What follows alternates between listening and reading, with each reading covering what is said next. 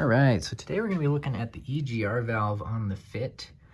If your EGR is not functioning properly, you might have a P0401 code with a check engine light on, or you might have a rough idle, poor fuel economy, hesitation under heavy throttle. And today what I'm going to be doing is just cleaning this out, because as much as I would like to just put a brand new part on there that I know is going to work, this from Honda is $400, and even like the Motorcraft parts are, the auto parts, third-party brands or whatever you want to call them. Those are $200 or $300, and you can get EGRs on eBay for $50, but I bet they would work worse than the one that I have on here now.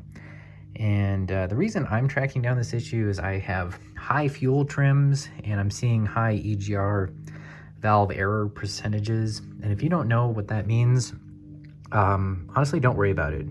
If your car is running right, you're getting good fuel economy, then I would not mess with this. But I know too much, so we're going in. I've actually already been in here. I cleaned it already, and then this is a replacement gasket, but I think I didn't clean this well enough, so I'm going to talk about that.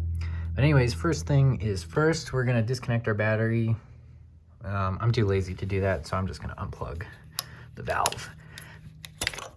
And if your connector's been sitting for a long time, that might not be so easy. Some silicone lube will help. And then we're just going to undo these two bolts here. You'll notice that if you try to get in with like a 12 on an extension, especially this back bolt, it's going to be kind of hard. And what I'm using is a 1/4" drive 12, and then on a universal joint, and that allows the socket to seat flat in there, and then we can get torque on it. You don't really need the universal. Like if you have an extension for a 1/4, then that would work. And then I just used a regular 12 on an extension at kind of a weird angle the first time, and it didn't round off these bolts or anything, but these can kind of get stuck in here because there's, I think, some galvanic corrosion occurs because they're dissimilar metals and they've been seated for 20 years. So let's get these bolts out. All right, so we got the bolts out, and now this comes right off. Yours might not come off so easily. And then of course, if you are gonna go this deep, you should plan to replace this gasket.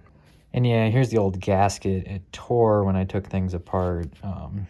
You could try to reuse this, but it's a $4 part at O'Reilly, so I would just have this on hand. And as you can see, I didn't do the best job of cleaning this up last time, so we're gonna see if we can do a little better. Oh, and you can use whatever brand you want, but I would recommend carb cleaner for the EGR and then mass airflow cleaner for the MAP sensor. This is the MAP sensor. I put this screw back on. It was really stuck, and what wound up being the trick was needle nose vice grips.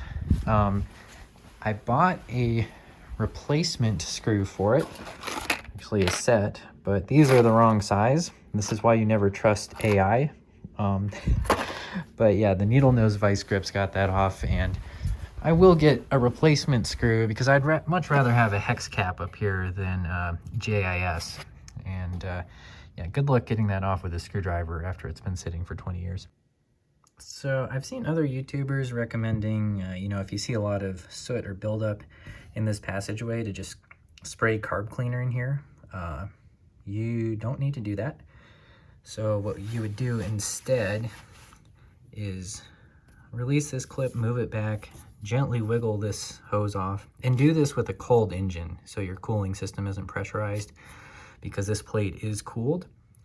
And then we undo this nut and this nut down here, and this whole piece comes off, and then you can clean it off of the car. And there's a little metal gasket back here that is reusable, and you just put that back in place, tighten everything down, and you're good to go. If the holes that are then revealed by removing this are dirty, then you could spray some cleaner in there. Just keep in mind that all that's going into your intake, and honestly, I don't know if that's a good thing or not, but I got this clean last time, so I'm not gonna mess with it. And then I think I can reuse this gasket only because it's less than a week old and it hasn't become brittle yet. So we're we're going to reuse it, but not recommended. The old gasket will oftentimes stick and flake apart, and you'll have to spray it with some carb cleaner, scrape it with a plastic razor blade or a nylon brush, or a brass brush would work well for that, for getting this mating surface clean. But this is what you want the mating surface to look like on both sides before you put it back together. So the first thing you want to do is just spray some carb cleaner in here, and then go in with either a brush or a rag on the end of a screwdriver and try to clean out as much as you can and spray it a few times. I already did that, but what I didn't do is take a pair of needle nose pliers and pull this up and clean this piece, which actually looks pretty clean, but we're going to give it a little scrub. There are torque specs for these. I don't know what they are though. Just make sure you're compressing the gasket without stripping out the fasteners. Well, that should be good enough.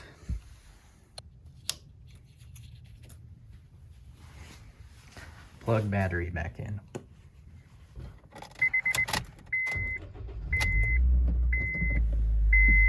So this is my ultra gauge. This is how I convince myself that there's something wrong with my car when it's otherwise operating perfectly fine. But seriously, it's how I've kept an eye on the fuel trims, and I mean, they look really good right now, but the engine's cold, so that's not really telling us much. But what we can see is that the EGR error is at 99%. So what I did today didn't change anything. This is what I was doing before. Hopefully once the motor warms up, the error will go down to 0. And yeah, I know that I should start saving up for another valve.